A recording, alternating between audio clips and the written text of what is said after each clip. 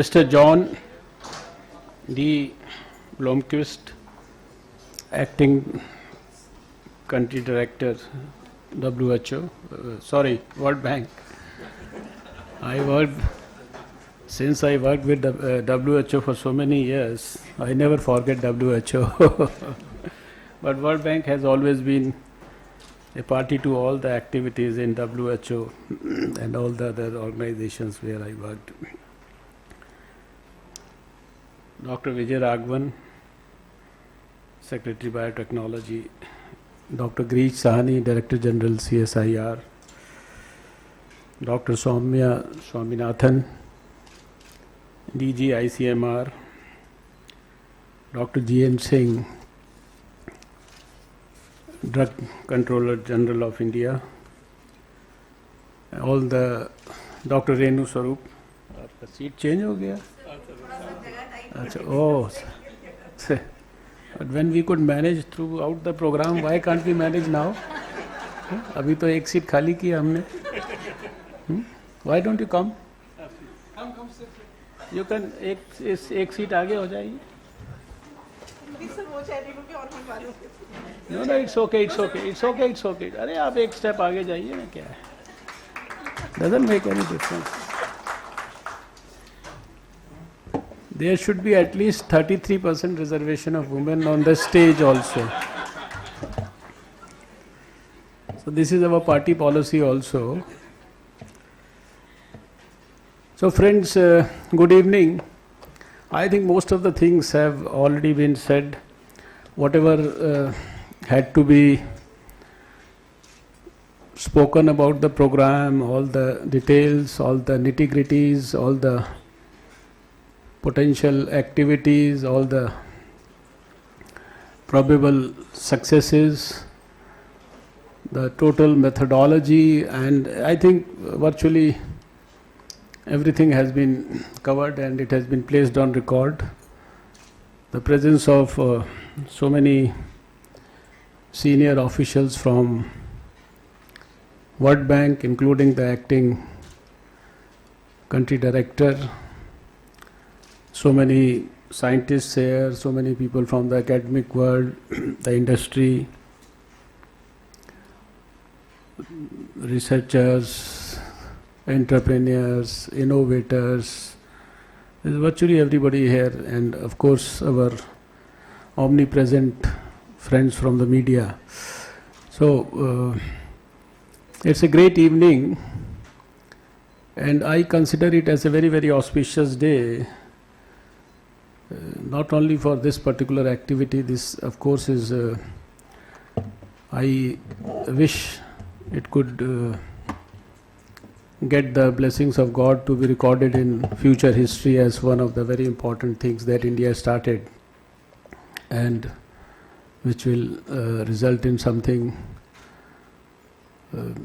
too great to alleviate the sufferings of millions of Indians and people all over the world in the times to come. I am particularly very happy that there is a very strong team of World Bank people here. They are all not only helping us in this National Biopharma Mission, but they are actually involved in it. Because you see, once you are if you are a bank, you can just transfer the money and you can be sure that you have done your job. But the very fact that so many people came here, and I am aware of the various things that happened over the last 1.5 years in terms of various discussions, finalizing the modalities. So I was very happy that the World Bank is also involved in this project with their heart and soul into it.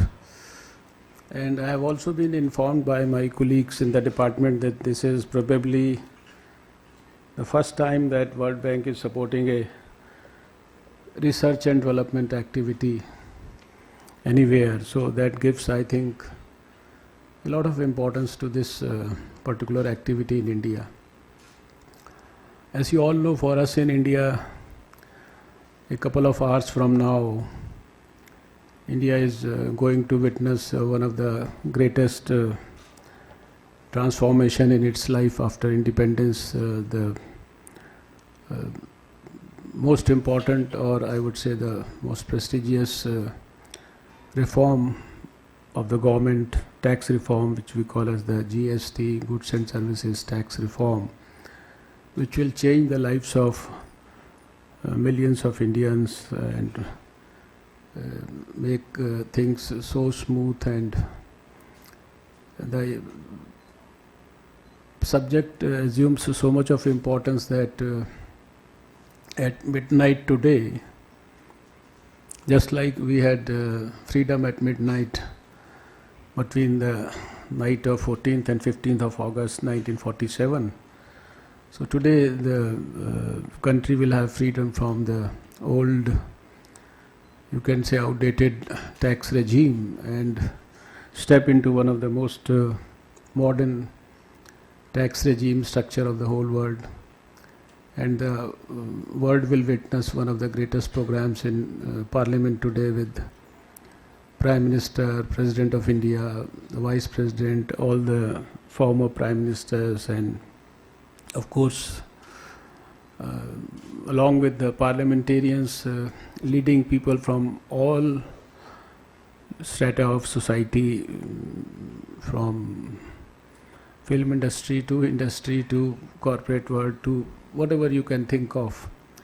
So this program of ours is also happening on a very, very important day, and it assumes great significance because of the presence of all of you. So I wish all of you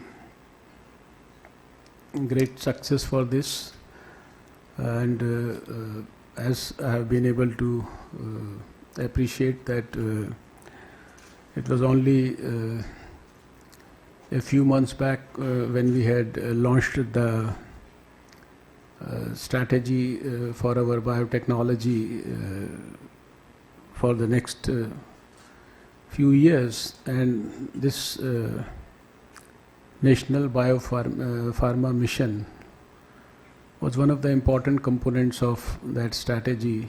There were so many other things, but I'm happy that in the last few months we have deliberated and ensured that this activity sees the light of the day, and that day has now come. We were fortunate to have the blessings of the Prime Minister and the Cabinet without any reservations or without any, you can say, queries about its possible success and things like that. The whole Cabinet had very positively responded to the program and had sanctioned it. The finance people had also been very nice to us, as has been the World Bank. So it's a great moment for all of us, and I also feel honored today to be here amongst all of you as we unfold a new page in the history of India by launching a game-changing national initiative which I feel will transform India into a global leader in the biopharmaceutical space and enable us to play a major role in unleashing the healthcare technologies of the future. Friends, as you all know, right now under the able leadership of our Prime Minister Narendra Modi, India is on the move.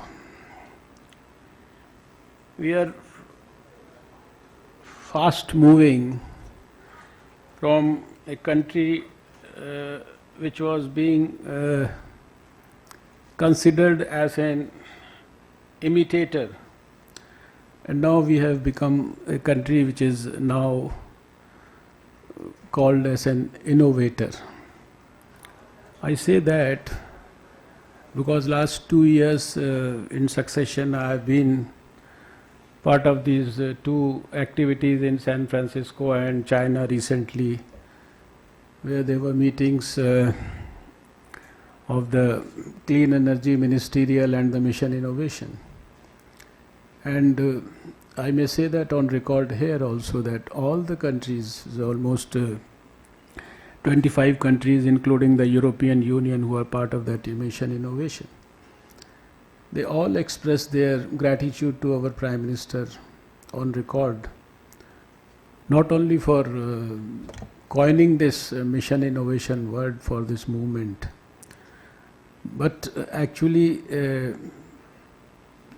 ensuring that this is being implemented in letter and spirit by India, and India is creating an example which is being emulated all over the world. So it's not only in this biotechnology, but a huge innovation movement is actually growing in India. One of the most powerful startup, stand-up movement has been designed, is being implemented. In last 3 years itself, what we may have done for the young people who have some idea and who want to convert their idea into an entrepreneurship program, develop a product or a process for India, and then transform it for the use of the society. I think that may not have been done in the last 30 years. We have been able to do that in the last 3 years itself. So there is a great amount of energy and enthusiasm all over. People in India have now realized that the economy in India has become an ideas economy. And people no longer talk of the emotional coefficients, etc. They only talk of innovation coefficient in India. And that's where I find that this project, our biopharma mission, it will certainly achieve great heights in future, because the whole country is in fact with these young scientists, young people, they are all overflowing with ideas and energy, and they really want to deliver extraordinary well in terms of the outcomes for the project. So now when I say that, I can say on record that after spending years at the periphery of the geopolitical affairs, we have now emerged as a force to be reckoned with in all our global discussions, especially in science and technology, transformative healthcare, and of course trade and commerce. As stated by our Honorable Prime Minister Shri Narendra Modi ji recently during his speech at the White House, as the fastest growing economy in the world today, India is an engine for global economic growth and development. We must acknowledge and thank our able leadership today for steering the economy in this direction of progress, and of course international recognition that can be perceived by everyone all over. And the role which has been played by the national initiatives such as the Make in India, Skill India, Startup India and Digital India, etc. in achieving this success. When I talk about these initiatives, they are not merely slogans. Hundreds and thousands of our intellectual people in this country have applied all their energies, brains, put in their intellectual acumen to develop these programs. They are not merely slogans which are raised at the time of elections. And all of them have started delivering rich dividends for the country. I am also happy to announce that recently we have these two people from the field of health here also, a subject which has been my passion all my life. So after having launched the national health policy, which commits health for all, also commits a raise in healthcare spendings in the next few years, up to 2-3%. This commitment for health for all. And now the government, having approved the National Biopharma Mission for production of indigenous and affordable vaccines, biotherapeutics and medical devices, is going to play a very, very crucial role in transforming the lives of Indians. And when I hear that there is going to be a vaccine for dengue, for human papilloma virus, cervical cancers, which is a major issue, and of course pneumococcus vaccine and biosimilars and biotherapeutics for cancer and diabetes, which are already they have become a menace for not only India but of course for the whole world. So this is a great moment. A $250 million US mission for us with 125 million US dollars coming as a World Bank funding. This mission aims to innovate in India for biopharma. The mission of the Department of Biotechnology of my Ministry of Science and Technology will be implemented by the lady who is the director of BIREC, a public sector undertaking under my department. We call it the Biotechnology Industry Research Assistance Council. And they have already proved their worth by helping so many industries, innovators, and who have already assumed their position as successful entrepreneurs, etc., etc. This mission is also going to focus on development of nationally relevant healthcare products, vaccines, biotherapeutics, medical devices and diagnostics, establishment of shared infrastructure and facilities, building and strengthening domain-specific knowledge and management skills, creating and enhancing technology transfer capabilities in public and private sector. And I have over the years as a doctor also realized how much of importance it is for India to develop our own indigenous vaccines and medical devices, because we have seen that as we are advancing, if we don't have our own things developed, virtually everything is unaffordable for even the well-to-do person, what to talk of poor people in this country, where a large majority of the countrymen are still poor. This is a great thing that we intend to do. And this is time for India to capitalize now on our unique strengths and overcome any hurdles to ensure success in the biopharmaceutical market. The primary gaps faced by us are related to infrastructure, capacities, technical know-how, and fragmentation of expertise. And I see enough of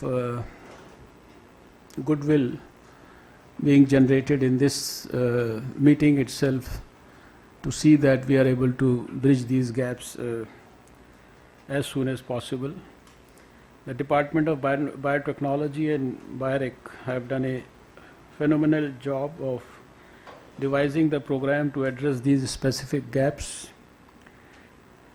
Dr. Renu Swarup made a detailed mention about the strategy, and it is through a unique industry academia partnership model which will ensure a win-win solution for all of us.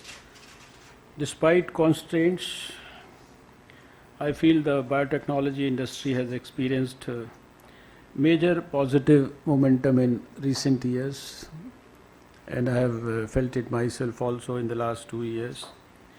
We have more than 1,000 biotech startups in the last 5 years itself, alone attracting an investment of something like $3 billion US.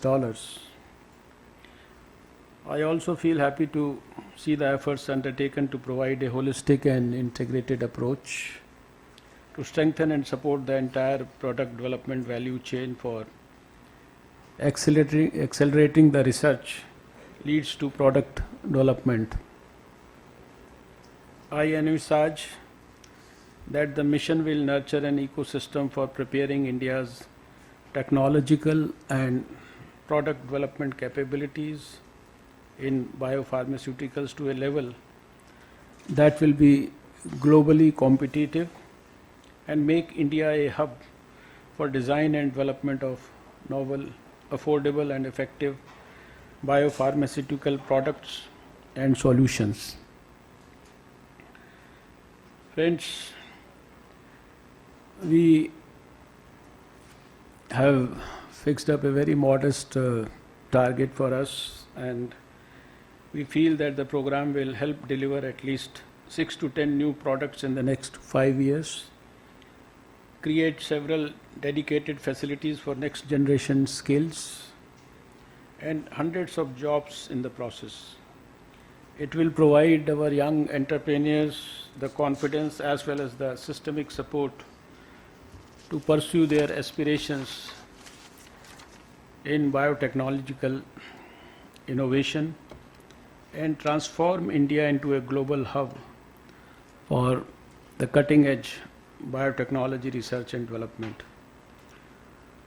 What is unique of this mission is the involvement of the global experts and the industry leaders in making it a success and ensuring world-class biomedical products are born out of the initiative.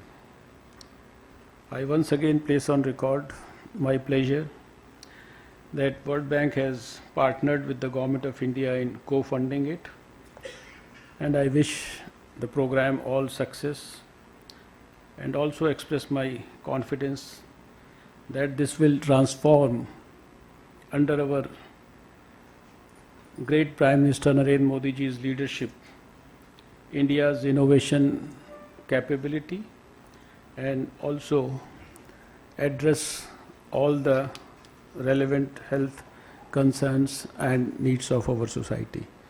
Thank you so much. Namaskar. Jai Hind.